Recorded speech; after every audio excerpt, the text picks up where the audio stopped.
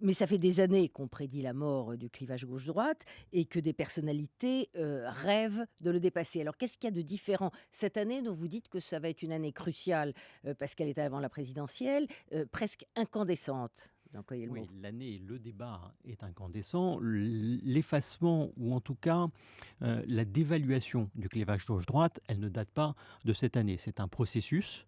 Euh, je ne dis pas que le clivage gauche-droite a disparu. Ce que je dis, c'est que c'était un clivage hégémonique. C'était le clivage. Et qu'aujourd'hui, c'est un clivage parmi d'autres, un clivage qui est concurrencé.